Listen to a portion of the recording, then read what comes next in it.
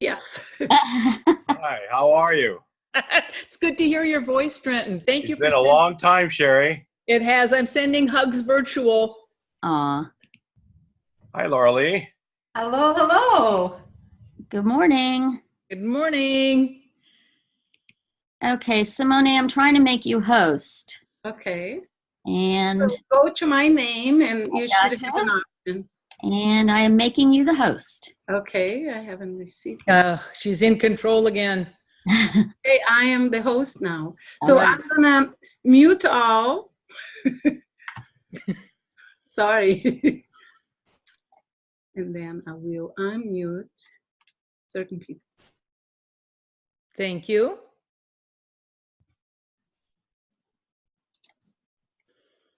Okay. Okay. So, We'll give it just another few minutes for people to join. not being able to unmute Leslie. That's fairly critical. Yeah. Okay. It's because she was muted. Okay. Now she's unmuted. Okay. Yes. You can control now. Yeah. All right. We have a few people coming in. Yeah. We do. We have, 7. yeah, that includes all of us. Mm-hmm. So that's Trenton, Laura Lee, and one other person. Mm-hmm.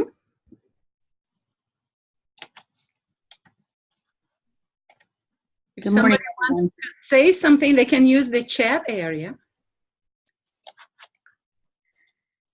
Let's see. Can everybody hear okay that's on? Oh, that you're all muted, so nod your head yes.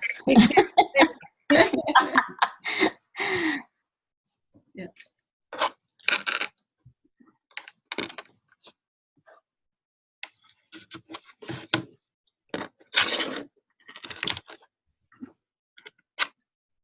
And just check your chat box on the bottom. There's a welcome from Leslie, just making sure everybody can see that.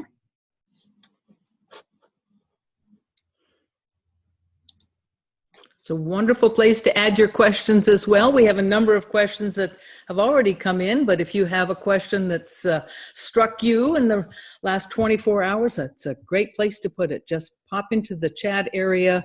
It'll give you a little place to where it says type your message, type it in, and know that it'll be part of our conversation.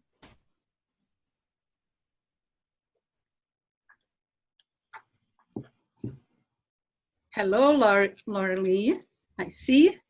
It's sunny in Georgia. It's sunny in Milwaukee, too. Not so sunny in northern Wisconsin. Some big storms coming through in time. So may they hold off until we get this hour-long time together. Till we get it completed. Okay, we have what, 1 minute to go. 1 minute and we'll go ahead and get started. We have a few additional people that have joined. For those that have just joined, use your chat box at the bottom if you have any questions that you would like addressed. Trenton is in Shorewood, Illinois. I am in Shorewood, Wisconsin. Huh? We have talked about that, I think. Morning, Lee from Alabama. Good morning. And I guess it's not keeping people muted. Okay.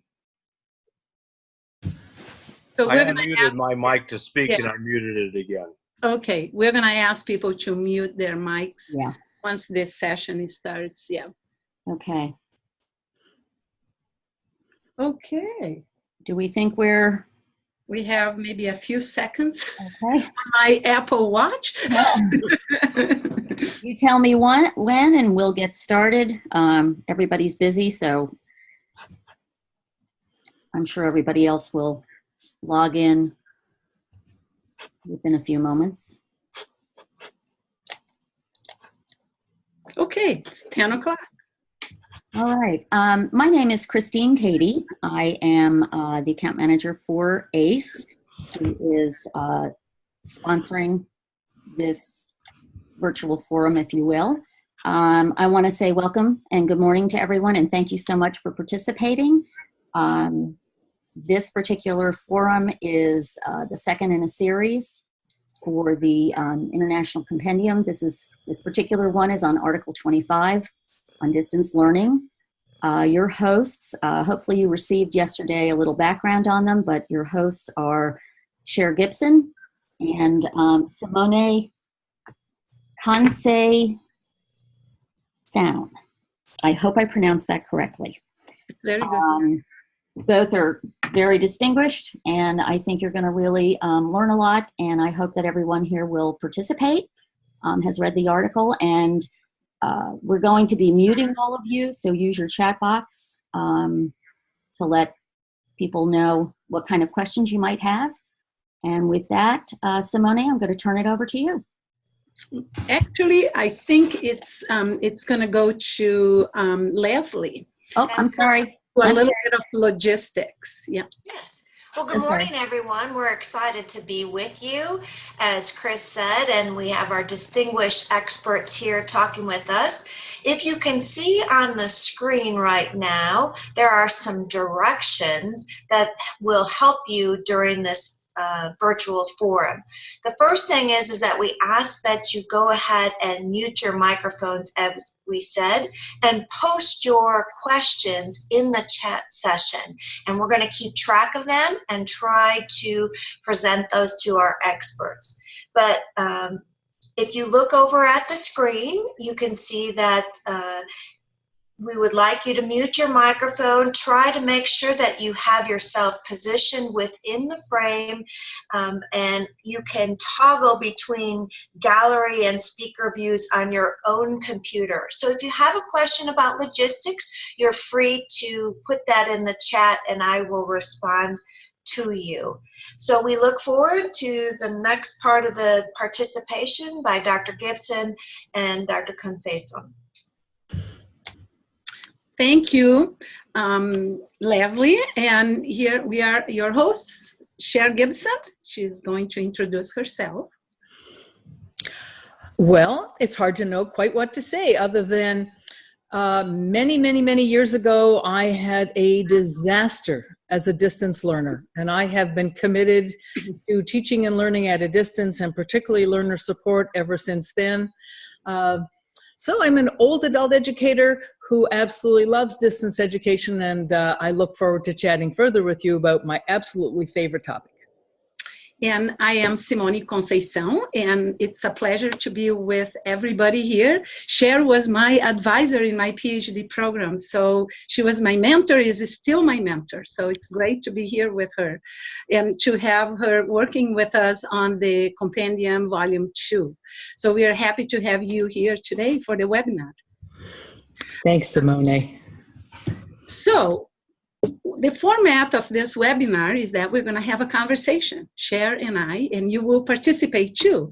We would like you to interact with us through the chat area, and we may have some people using the audio here and there, but we'll see. We'll see how that works. If we have too many people using the audio, we could be talking over each other. So the chat area is probably the best place to do that. And let's see how it goes. So I have a few questions for Cher, and one person sent us 2 questions. We'll include those questions as part of our discussion too. Okay, next. So before we start the questions, I would like to give you a little overview about the compendium. So some of you who have not heard about the compendium, which it was the compendium project started in 2015, was announced at AAACE, and the idea was to have a 500-page print and an e-edition, a hybrid publication. We have about we have between 80 and 100 articles that we received submissions, and then it was written by practitioners and scholars. We have about between 80 and 90 articles for the final part of the compendium. So we got submissions from many countries representing many different parts of the field. We have 4 volumes, and each volume has a different focus. And so it was developed with Stylus Publishing. And David Brightman was our editor. It was a pleasure working with David throughout the process. It was released in late 2017, last year. And the co-editors were Alan Knox, myself, and Larry Martin. So, but today we are really going to talk about volume 2 of the compendium. And so this way we're going to have I'll give you a little summary of what is in volume 2, and you have an idea, and then we're going to focus on distance education. So I was the main person for the co-editor for volume 2, responsible for volume 2. We had 3 consulting editors, and Cher was one of them. We have Steve Schmidt, and then we had Juanita Johnson. So it was a great team working together. So volume 2 involves teaching and learning. The 4 main areas were multiple contexts of adult education, approaches to teaching, professional development, and critical innovation. This was the organization of volume 2 with the different sections and the different articles within them. So to give you a summary, here is a concept map. It could be very confusing, but it's not, and we'll be able to give you access to that. So the 4 areas, you can move things around on your screen if something is being covered. So volume 2, we have 4 different areas that I had mentioned: the multiple contexts, the unique approaches for teaching adults, advancing adult learning in occupations and in the professions, and then finally the last topic, which was the critical innovation. And you can see that distance education was under the unique approaches for teaching adults. We'll probably be posting this concept map in the compendium website pretty soon. So you'll be able to see where things interconnect within the compendium for volume 2. So this concept map helped us develop the introduction and the table of content for volume 2. So it was very, very helpful. And it was all related to adults and how adult education theories and practices interconnected around adult education. Anyway, so now it's time for our conversation, and I'm going to stop sharing the screen, and then you can see, like I say, that this is depending how you have set up. If you have not the speaker view, but the other view, it looks like the the bunch, the Brady Bunch. You see a bunch of people looking at the screen, and you can see people who is in the webinar right now. So Sharon and I will have a conversation, and would like to have your feedback through the chat area if possible.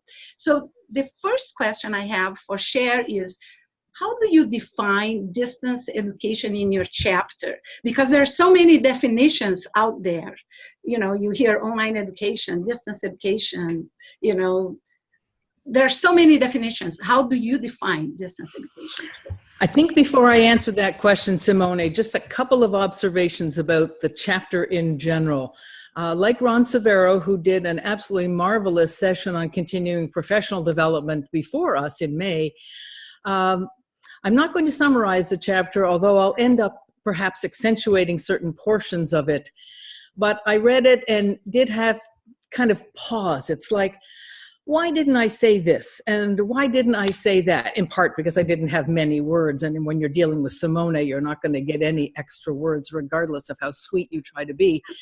So there were a number of things I wish I had have written in the chapter. And I know when I look back on this audio and video recording, I'm going to again go, oh my gosh, why did I not say that? There's going to be things I'm going to forget.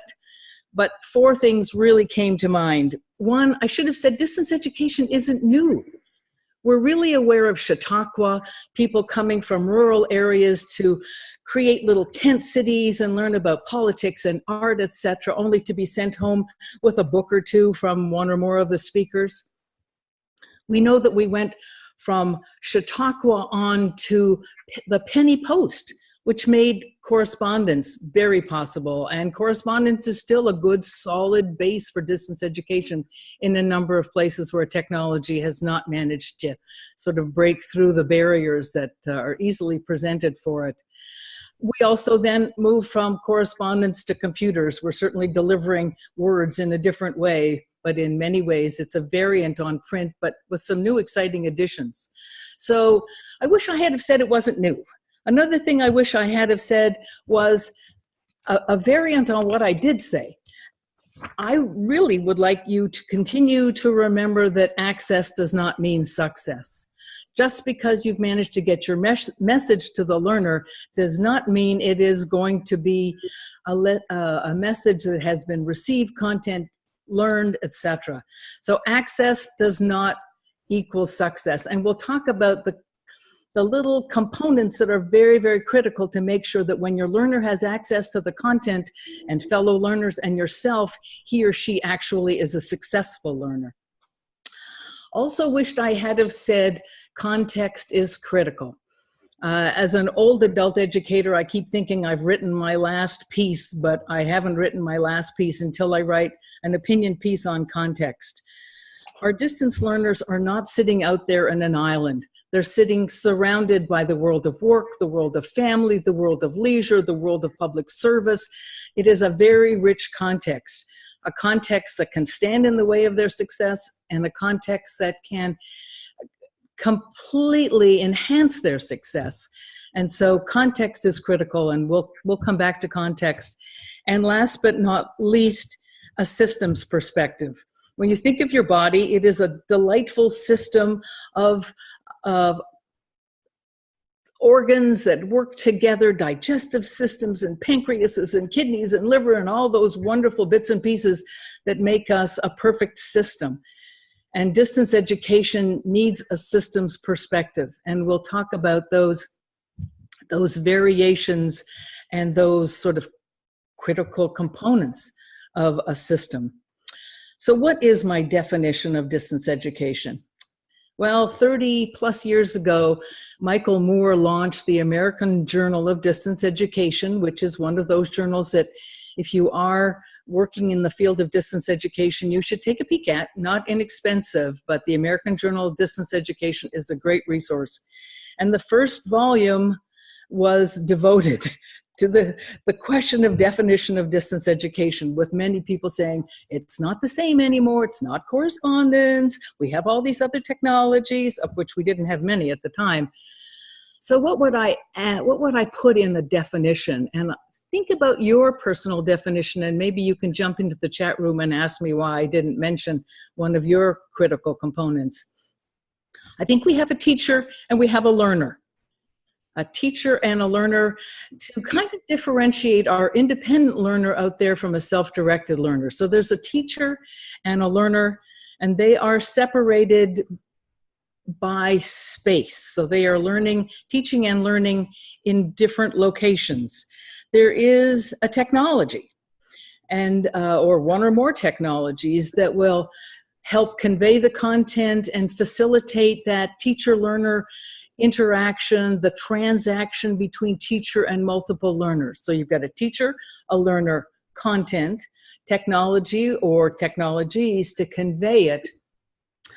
I would also add that this teaching learning transaction is happening synchronously in real time or asynchronously with, for example, somebody who might look at this recording will be looking at it, not in real time. They're not able to participate. So sometimes the teaching happens at a different time than the learning. At other times it happens synchronously. Also, this teaching learning transaction may be paced.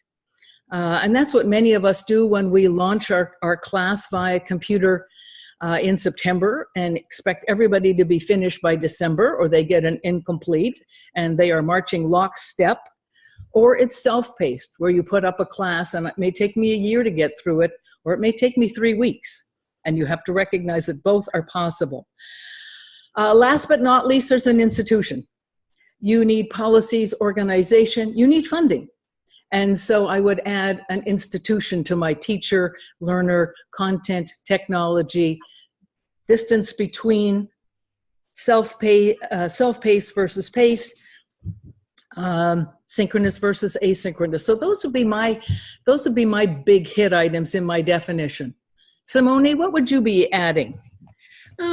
So today, people think distance education is online education. So there is this lack of knowledge of the progression from one thing to another. And actually, online education brings almost everything together. It brings the video, the audio, the text, which was the correspondence part of it.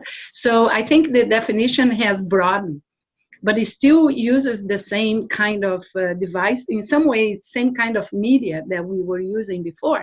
So the text, correspondence, the audio, when we have the audio conferencing in the past, and the video, like the TV, So I guess we bring them all together today, and people name it online education. But I think I like the term distance education because it's broad. And a quick example, probably not more than 10 years ago, I was working in Indian country, and the tribal college from the Menominee Nation was offering from the College of the Menominee Nation a number of courses, and they were doing it via video. Why? If you've ever worked in Indian country and your cell phone goes out, you know that you're in the reservation now. And so just know that there are many areas in the country still that do not have access to broadband. So we cannot make the assumption that everybody can join our online class, because not everybody has cell phones, let alone affordable internet in their homes, perhaps in study centers, as it was the case on the Menominee Reservation. But it's not ubiquitous. It's not everywhere. And so that's kind of a, FYI. Can't all be online because not everybody can do online. So I'm actually going to ask the question that somebody sent to you now, which is about the greatest challenges, which goes along with what you were saying, Cher, to developing and delivering meaningful courses and programs at a distance, that truly take the learner into account. In this case, depending on the context, you might not have the technology, or if you are teaching people in countries in Africa, the cell phone might be the technology that people could use because they don't have many other technologies available to them. So what is the greatest challenge for developing and delivering meaningful courses and programs? That was a dreadful question that Trenton Farrow sent, because I really don't have a great answer to it. My first thought was time. Time is our greatest enemy, in part because all of a sudden you wake up one morning and say, I'm going to do distance education. Today is the day I'm going to start into distance education. But there is so much that needs to be done before that actual program goes out to your learners. And Simone alluded to the importance of understanding that learner and their particular context. And for the College of the Menominee Nation at the time, when they did a learner analysis and took a look at the available technology, they already had restricted what they could or could not do in terms of technology to convey the content that they wish to convey. So time is a valuable resource. So we really do understand our learners' needs, the context in which they operate. I think particularly of a program that I was involved in the 90s. We were developing basically an engineering MBA. We thought we knew our engineering needs, what the learner needed, and spent a lot of time talking to prospective learners, but then also went out and talked to their supervisors, their managers, the companies that employed these engineers, to get that second opinion on what was really needed, particularly because we were going to be asking those enterprises to actually pay for the engineering educational program that their subordinates were going to be joining. So it takes time to do the needs assessment, the learner analysis, the contextual analysis. So, and we're going to come back to this again, but pulling together a team, getting a team operating and working together to design the distance education, to get it up on the technology, whatever you're using, to think about teaching strategies, learner support, evaluation, it takes time. So I think one of the greatest challenges is to take the time to get it right. Because if you get it wrong, now you have a learner who, once again, has not been successful. And you can't just do it on the day of the class. You have to do it in advance. That's a lesson learned, for anybody who starts teaching at a distance. Yeah. So the question which you already answered was, how can an adult educator start developing distance education? You already answered a little bit. You talked about the team, the importance of having a team working with you. Would you like to explore a little bit more? Yeah, let me back up to let me go forward to chapter 31 in volume 2. And it was taking a look at helping professionals acquire, and I'm going to get the word right by reading it, substance use disorders certificate. So there were, and as well as we know, we are, as a nation, facing substance abuse. In this particular instance, there were social workers, busy, active professionals who needed a certificate related to substance use and abuse. The need was immediate, and so what they describe in chapter 31, and I would encourage you to read it, is there was a need that was established. They did an audience analysis, a learner analysis, and discovered these are busy professionals. They are on the move day and night, traveling a lot within their jurisdictions, etc. So busy professionals, not always possible to do everything synchronously, etc.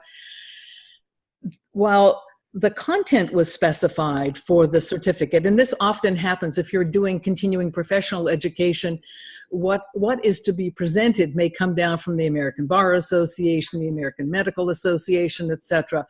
But the technology or the means of delivering that content is not always specified. And so the group very quickly decided that given their learners and their learners' context, their particular professional positions, they needed to do something at a distance that had some flexibility. And they immediately recognized that there were others within continuing professional education who had the expertise with the technologies, who had a delivery system. I hate that term, but really who did have a technological system that they could use, professionals with expertise in teaching and learning at a distance, etc. So in comes the word team. And if you've got a team assembled, the distance educator, adult educator with the expertise in program planning, teaching, learning, evaluation, can partially drive that instructional design. Technologists who understand the technology and its capabilities, who can push us as distance educators to say, no, can you think of another way that we can add some interactivity? And then, the team that surrounds the content development, be it print, etc. And so I think it was an interesting example of adult educators waking up one morning and saying, I need to do distance education, but then thinking it through, taking the time to get it right. So I would really encourage you to take a look at chapter 31 and all that is in that particular chapter. Okay, so I also want to ask a question. I think it was Trenton who asked, maybe. What is the most important thing or things that we have learned about teaching and learning at a distance today? We do have a question in the chat area. I'm waiting to ask that question, which we do have a question similar to that one, so we'll ask in a little bit. Okay. About most important thing you've learned about teaching and learning at a distance.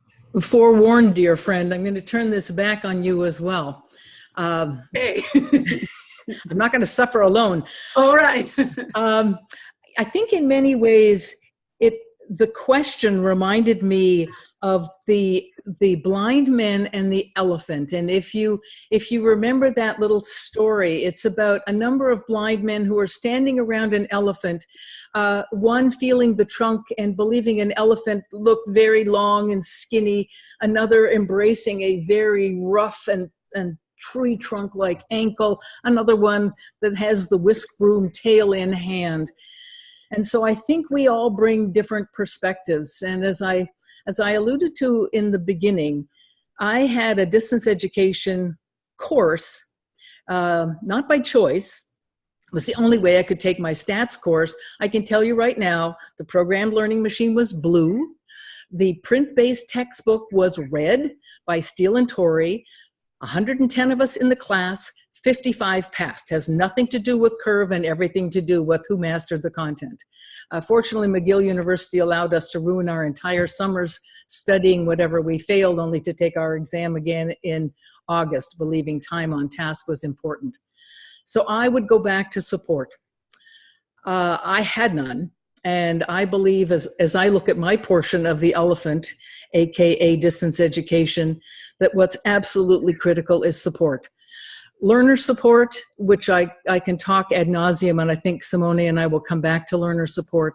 Faculty support, those teachers and trainers who are doing the actual teaching that can make it or break it, and the technology support. And I have some strange stories about universities closing and shutting down all the technology over the holidays when adults are, of course, trying to catch up. So I would say support. My portion of the elephant says the most important area is support. Simone, where would you have gone? I agree with you, and I'm in a situation right now. I'm the department chair. I'll give you an example, and I'm advocating for support, strongly advocating for support here in my school, because we are transitioning from one learning management system to another in spring, which you have to start doing a semester earlier. And we just lost our support, which would be support for faculty and students, because we need to have that one-on-one support. So I'm advocating creating a list of tasks that we need to get done to see if I can still get back the support. So I totally agree with that, because it affects retention. It affects, recruitment, because once we were student-centered, where we had all this support provided to students, and then we won't have it anymore. It affects faculty workload, because now when students have a need, they will go to faculty. So that kind of support could be mitigated by another person, the assistant person. So I totally agree that support is so important, and we can't function. So we're going to have to figure out how to do that. There are other things related to support, is how do you get administrators to understand the importance of support. That's another item of that. So I would like to ask the audience to write in the chat area. So what do you think is the most important thing for you in terms of about teaching and learning at a distance? If you could post a few elements, you could just say 1, 2, 3 words, that would be great. So we can also have a little bit of the, the audience participation here. So somebody is saying that, Carol, hi Carol, that she has found difficult as a distance education teacher is the time, like what Cher had said, it takes to fully support the students, and that's very true. And she does like teaching online because of the freedom of time. So it's sort of a contradiction that with time in both ways and space. And she also loves connecting with the students and developing relationships. I do feel I create stronger relationships with students online than face-to-face. And now with Zoom, I tend to work with students, to meet with students on virtual office hours, and they come to the virtual office hours because they feel like they are in my room with me. I couldn't agree more. And it really, when you talk about, Carol mentioned the time it takes to support a learner. If you don't have to support a learner from the technological standpoint, if there is technical support out there 24/7, and if I had to back off 24/7, I would say start 24/7, convince your administrators, track everything that moves, and then you'll figure out that between 2 and 5, people actually might sleep. But there are a number of mothers who will get up, crack it on at 5 o'clock and get 2 hours in before they have to wake up their husband and children. There's others that will get everybody to bed by 11 and have 11 till 2. So I think if you've got that 24/7, 365 support, that takes one thing off of Carol's shoulders, having good, strong technical support. The other thing I certainly would go with, at least, is helping students learn from the outset that you are not the only source of information. Yes. There's a class of 20. And if I have a question, perhaps the other 19 could answer it long before you even have to deal with it, Carol, to help people think about being a learning community. And obviously you're reading, but if other students are supporting other students, you're creating a learning community, you jump in to correct any errors or omissions. But I think we can help students support other students, and that includes the technology as well. Inevitably, there's 19 students who know more about technology than I do. That's great. Thank you. Thank you, Carol. Appreciate it. I mean, same thing. There are other things that you have to take into consideration, you know, because when I'm too much in front of the computer as an instructor, I have neck problems. So I have to figure out ways to take breaks because it's my self-care. I have to pay attention. Also the self-care of students. So I have to really manage time and how I'm dealing with the technology. That's the other thing. Okay, so the next question is about support, but we already answered that through the discussion and conversation. I'm going to ask the question about trends, okay? What are the current trends in adult and distance education right now? And we did have a question from, let's see, where is the question here? Pat Brewer. Okay, would you like to ask the question, Leslie? Sure. She was looking at the idea of it's being slowly embraced by the U.S. Department of Education, distance learning in terms of K through 12 and also accrediting bodies. But she feels it sometimes is inappropriate in different parts of the world. Have you seen a trend in acceptance in other countries or ministries of education, or how do you feel about that? That's an interesting question. I'm thinking the acceptance has got to be increasing. I'm thinking about, I did some work with my husband in St. Lucia, delivering education to teachers who were teaching with not a good, strong educational background and an educational ministry that recognized they needed to increase the expertise of their teachers who were all over the island of St. Lucia. Interesting stories that I won't bore you with, but hilarious trying to deliver education in St. Lucia.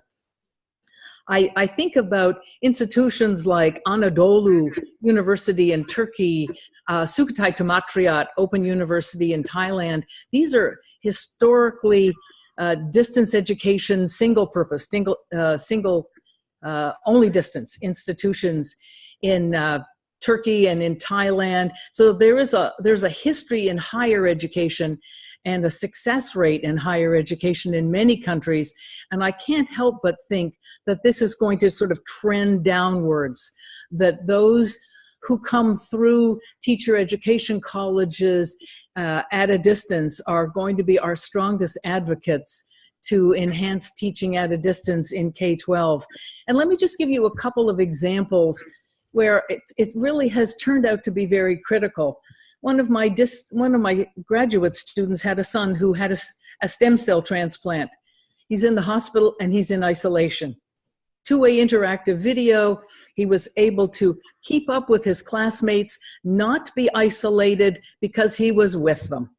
And I think it made all the difference in the world to that young man. One of the little bits of master's research that came out of Athabasca University that just made me smile when I read it. I was an external examiner Examiner. It was taking a look at distance education and autistic children. And sometimes autistic children need to be able to manipulate their environment so it is the right environment for where they are on the autism scale, be it somewhere quiet, somewhere darkish, somewhere with soft music, somewhere without people. And the study this woman did showed, the advantages of teaching and learning at a distance for those on the autism scale, young and old, where you can manipulate your environment, learn at your own pace. If you can only maintain sort of concentration for a short period of time, it works. Simone, while I go get a Kleenex, could you carry on, please? Sure. I apologize. So I'm gonna respond in general that what is the trend today? We are seeing a lot about artificial intelligence, augmented intelligence, that it has had some implications for today for distance learning or even self-paced sometimes when people go into certain environments virtually to learn something, to learn about behaviors or to learn about cases and respond to those cases. So that's one of the trends that is happening today. So I mentioned about artificial intelligence and augmented intelligence that have some implications for distance education today. Yeah, absolutely wonderful one. I got to design my own avatar, so I could have red hair, big green eyes, and wear black leather to meetings. It was really, there must be some alter ego there. But it was a nursing program where everybody had an avatar. They did synchronous meetings. Everybody came together, just a variety of avatars. And those who would normally have been in a wheelchair arrived in their wheelchair or not in their wheelchair. Their alter egos fully exposed in the avatars. When it came to trends, I thought, okay, we always look to business and industry. I reflect on our distance conference in Madison that has been happening for 30 some odd years. So if you need continuing professional education in distance education, take a look at Teaching and Learning at a Distance, that conference, and Simone can say more later. So I looked at business trends, and the first thing that popped up was virtual reality and augmented reality, as Simone mentioned. Intelligent assistants, chatbots, so a variant on Siri and Alexa, gamification and game-based learning. We've got an awful lot of gamers. My concern here remains that just because you can do your Xbox with great expertise does not necessarily mean you're going to be a great distance learner without some opportunity for cognitive development before you get into gamification and game-based learning. This list goes on. It came out of a 2018 publication, actually. Adaptive or personalized learning makes perfect sense. Micro-learning, I had to smile at this one. This is a trend. Micro-learning, and I read small, targeted, objective-based learning bites. It kind of brings us back to learning objects of maybe 10, 15 years ago. And some companies, I think of the Credit Union National and International Office, have been doing just sort of little bites. And I'd like to come back to that in 2 seconds. Curriculum curation, where the curriculum is curated. So again, what's developed are small micro bites of just-in-time learning. Interactive video-based learning, and societal learning in collaborative spaces. And those of us who teach online, are doing learning in collaborative spaces now and have for almost 20 years. Excellent. So that's what pops out of trends for business and industry. Do you think it fits higher ed? Yes, totally. And also corporate. Yeah, totally. Higher ed is starting to use that. And Carol has a long question that maybe we'll ask her to ask on audio. Would you mind? Let me take you off. Okay, got it. Sure. Right now I'm actually doing my comps, and I'm writing about distance education and learners with disabilities. And what I find is that for every wonderful positive benefit for distance education. Things like having audio and visual and all different kinds of text reader supports and captions on videos, all those like sort of wonderful elements, being able to increase the size of text when you're reading, things like that. On the other hand, you have all these real disadvantages. There's tremendous kind of cognitive overload and excess visual stimulation. And what I really don't have a really good handle on is how do we balance those and make distance education a better environment for students with disabilities? That's an interesting question, Carol, and a couple of things come to mind, and this is going to be a perfect example of where I wish I had thought of something after the fact. So often, and Simone knows this well, what we want is the highest and the most glitz, glamour, all the bells and whistles. We want it, and we want it now, and that's the way we're going to design because we've got it.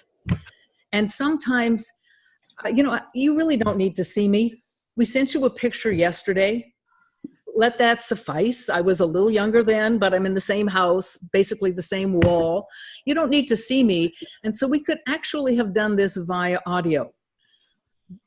Having to do it via video means people need their computers or they're working off their cell phones. So sometimes we can take a look at our educational objectives and ask, do we really need all those bells and whistles? And maybe there are some animations that you need, in which case you send the learner to a Dropbox, whatever, to pick it up. So I think sometimes I hear you saying there's an awful lot there. Sometimes we don't need all of that. And sometimes self-pacing is the way to go. At one of the universities that shall remain nameless, the chancellor said, okay, we're dropping all of this print base with other little things. We're going online all the way. And it took an awful lot of learners to bang on his door to say, no, we need a self-paced option. We cannot have just a paced online option. So I think we need to take a look at, do we need all of the technology? Is there a way we can simplify, and is there a way we can self-pace for some of those learners who, because of their physical disabilities or cognitive disabilities, just can't deal with the array of noise, sound, and sort of the required time on task. That make any sense, Carol, from your perspective, which has got to be closer to this than me? Yeah, I mean, it definitely does. I find a part of the issue is also how much control you have as an individual teacher of your course. So at Penn State, I have been a TA on World Campus, and I've also taught my own class. And when it's not part of World Campus, I have a lot of personal control. So being aware of disability, I can do some of that, eliminating or making it an option. But when the university kind of mandates the structure of the online environment, there isn't so much flexibility there. My sense is you're going to have to become an adult educator and educate some of those instructional designers, a few of whom we know on the World Campus, right, Simone? Yeah. We could bring this conversation up. I'm going to bring a concept that is not new, but it has been used in computer science, human-computer interaction, in the advertising world, in business, which is called design thinking, which brings together, focuses on the user or on the learner, where before you start designing anything, you need to be concerned about the learner needs, the emotional needs, the cognitive needs, the navigation interface needs when they go online. So you have to have a broader understanding. If you are going to use the technology, you're going to use the distance education technology online or whatever you're using, you have to think about the learner first and foremost. So this design thinking approach goes through, you learn about the learner, you look at the emotional, design of the environment, and it could be either the interface design or the interaction design, and then you test it. We tend to just design and then let it go, and you are teaching. And this design thinking concept has different phases where you create prototypes, you ask learners opinion, you work with designers, you work with other instructors. So you have a team, as Cher had mentioned before, and then you do prototypes and you go back, you modify. I don't think we do enough of that. And the focus is on the experience of the learner. I would agree. We one of the things we used to teach in instructional design was talking about rapid prototyping. I mean, you need to pull something together quickly with your team, let people take a look at it, people being your learners, and get some good feedback. The other thing, if we're going to talk about rapid prototyping, the other thing is, when I think back to Trenton's question and my answer about time, if you're really going to do it right, you pilot test the course. And you pilot test the course with some number of learners that are advantaged in some way, lower tuition, whatever, and that's practically impossible at an institution. But somebody might just want your course for professional development, and you would love to have them take it free of charge just to pilot test it. It not only pilot tests your instructional design, your assessment strategies, your evaluation strategies, it allows you to pilot test your teacher, pilot test your instructor. And sometimes instructors need to learn some tips and tricks. They're used to teaching face-to-face, and now they don't see their learners. And so it becomes an opportunity for a little faculty development, a little refined instructional design for your team. Just a thought. We had a couple more questions about instructional design, and maybe Leslie, do you want to summarize one or pick on one? So for example, one of the things that I try to avoid using is the word instructional design because it focuses on instruction.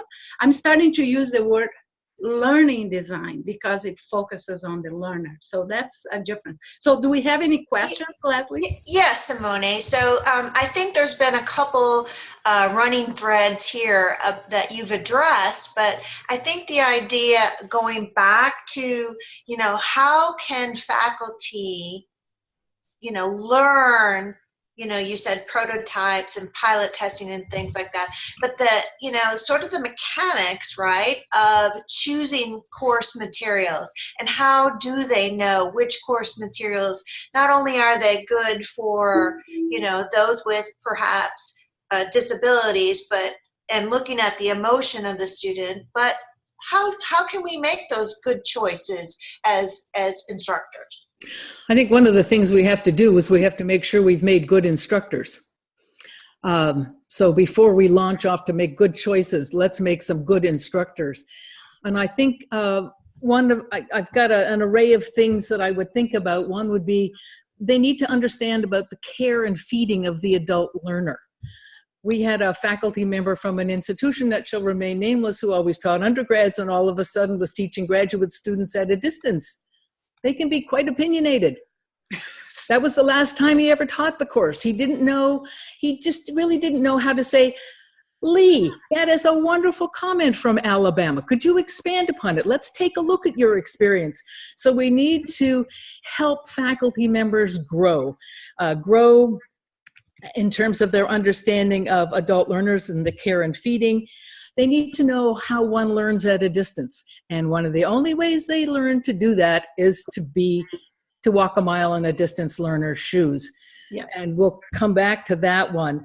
They need to think about how to teach at a distance. In many cases, you move from Sage on the stage, which is kind of what I'm doing now, to Guide on the side, where you let your other 20 students jump in, add their experience base, add the contrarian thoughts, get that dialogue going. So and that's hard. That's a new role for many of us. And that really... Taking an online course would be maybe if they are are going to be teaching online. We do have some professional development opportunities in which people become learners. Yeah. And they are learning about how to teach online. Right, and I would continue my list in terms of faculty support and helping them learn how to teach with technology, learn with technology, design with technology. and evaluate classes at a distance. And as Simone said, one of the ways to do that is to do professional development for faculty at a distance. Can be paced, can be self-paced, have it in the same learning management system that they're going to teach in, with all of the tools that they're going to bump into.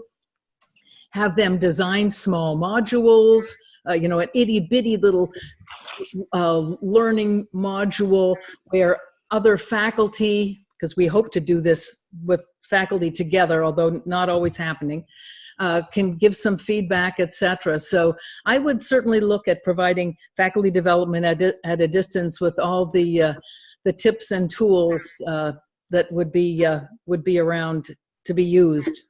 That will help them a lot, because as Simone talked about design thinking, one of the first steps in design thinking is that empathy. How do you empathize with the learner? It's hard to empathize with the learner if you've never been a distance learner.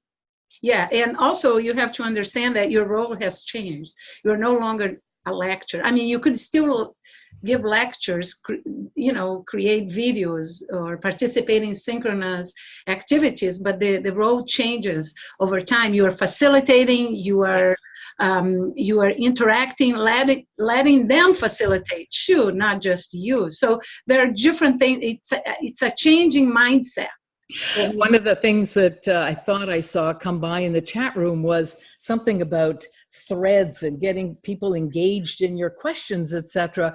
And one of the neat ways to do that sometimes is, if you can, your learners are in different contexts, sending them out to collect some data from their context about, you could actually, thinking of the earlier question about distance education and K-12 education, have them go out and interview 3 teachers, 3 administrators, whatever, or even 3 parents on their perspective of distance education and its applicability in the K-12 arena, etc. Bring the data back, and then have a conversation around that data. Nothing engages anybody if you want a program to go, you have lots of people on the program planning committee, you want an interactive thread to go wild, have your students have their data in there. So I have a question. So this is a futuristic question. What is the future of adult and distance education? What does the audience think about it? You may write in the chat area. We may have somebody speaking audio. Raise your hands if you would like to speak on audio. There is a little icon you can select to raise your hand, or just post it in the chat area. We could start with share. What is the future? Okay, so I'm taking a look at the National Center for Educational Statistics information they just recently released, and I'm going to give you a comparison from 2012 to 2016. So we're talking about a 4 or 5 year trend. So we're taking a look at enrollment figures, and if enrollment figures are any indication, I think we'll have a little answer to your question. The enrollment of all students in higher ed over the last 5 years has gone down 1%. The enrollment in exclusive distance education, so where students are only taking courses at a distance, be it bachelor's or master's, that has increased 30.1% in the last 5 years. Those students in higher ed who have taken some distance education, that number has increased 23.4% in the last 5 years. Those students who have taken at least one distance education course, 26.5% increase. Those who have no distance education whatsoever, that number has gone down 8.8%. And I am one of those people who believes no student should ever graduate from college without having taken a distance education course. In the 60s, yes, some of us can remember back that far, you couldn't graduate without taking swimming at some institutions or physical education.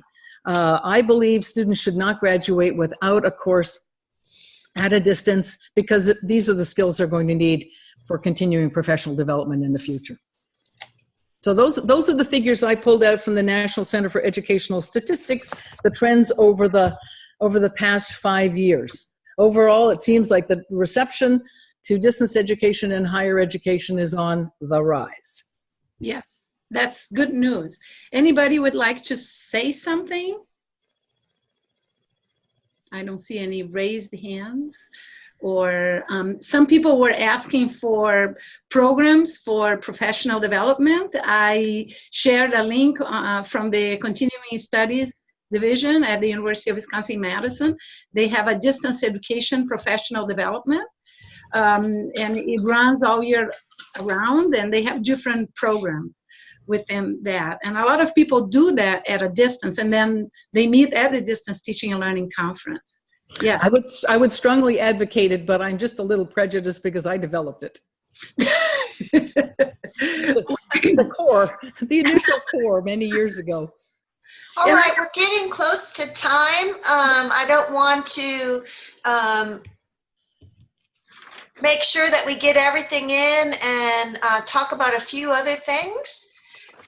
We have one last question. Very good timing.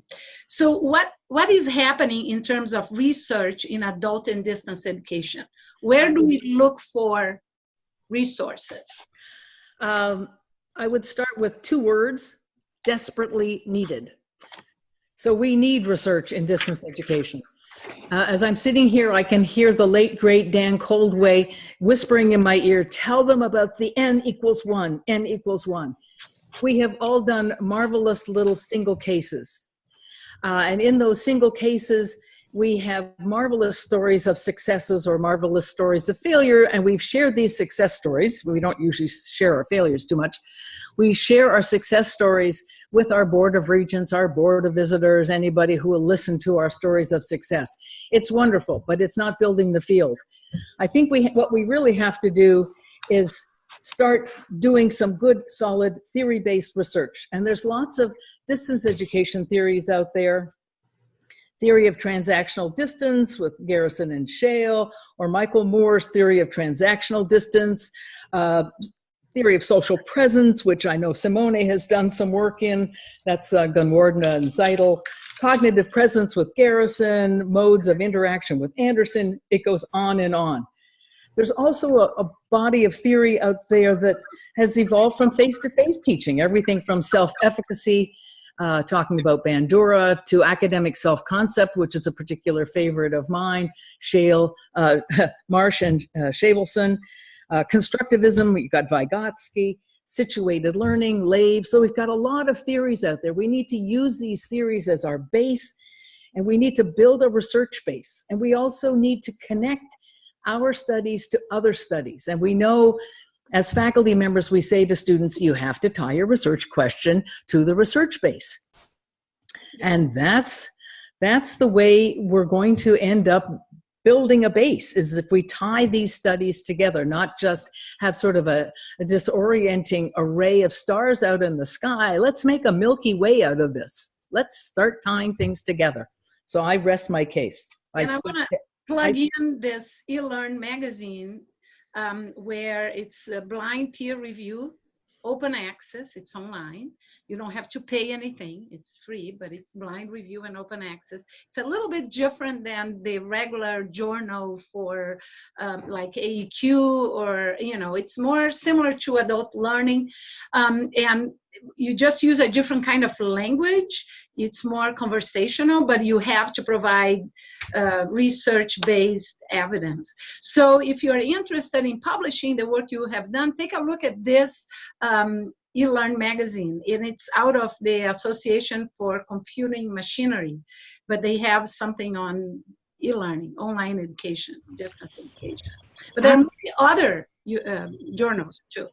And, you know, look at Athabasca University, Athabasca University Press. They have an awful lot of open access distance education resources.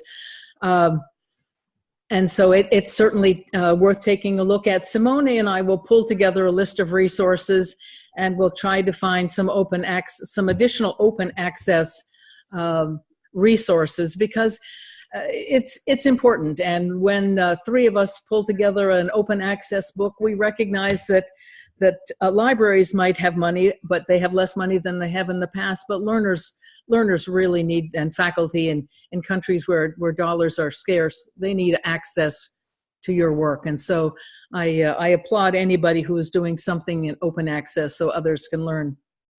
So we have just a few minutes left, and is Laura Lee still here? We are going to have another webinar about the compendium coming up. If she wants to say something about it, we are open to hearing some words.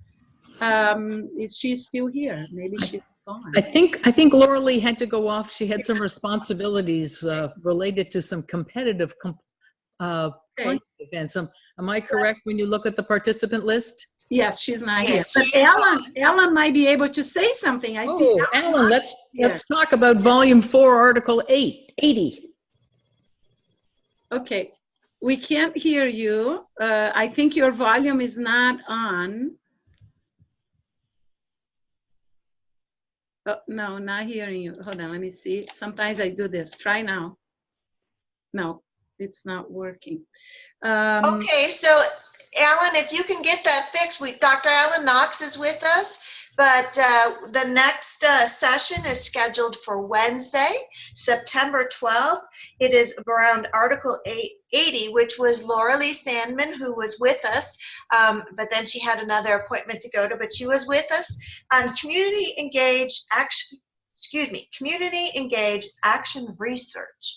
And then in November, we have Learner Abilities Disabilities with Carol Shaw. She's with us also this morning. Excellent. Hi, Carol. Any other questions or comments somebody would like to address here? We have 2 minutes left. You can find the compendium information at the Stylus website. I'm going to go ahead and post it in the chat. It's also available from the AAACE webpage. The link seems to need an update, but I'm going to go ahead and post that, get that set again. I was thanking Carol for her kind comment. Oh, Carol says, this was great and inspires me to go back to her comps. We are very enthused for her. And Dr. Knox says, thank you also. We can't hear you, but we can see you in spirit. Yes. And I posted a link for the compendium, which you will find information, the compendium website, which you'll find information about how to purchase or different resources too. I would just like to say thank you to Simone. She is always so much fun to work with and such a fine resource. I could not thank you enough, Simone. And thank you to all of you for joining us. Trenton for the first questions, Lee being the second person in. It was wonderful to see you all. Good questions all around. And thank you, Leslie, for facilitating those questions behind the scene, and Chris, who is probably in some time zone, unlike the one that she's actually in from all of her travels. Thank you for being with us and making it all work. Yes. And well, we're going to close this. Appreciate all your participation and attendance to the webinar. And we'll close this, and it's being recorded. So you'll be able to review it later on, and we'll share more resources. Great. Thanks. All right, goodbye. Thank you. Bye. It looks like Ellen can talk now. Ellen. Hey. Now we can hear you. Yeah.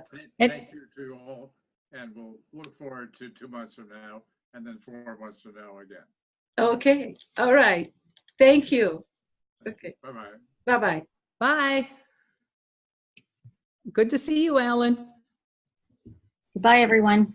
Bye. Bye.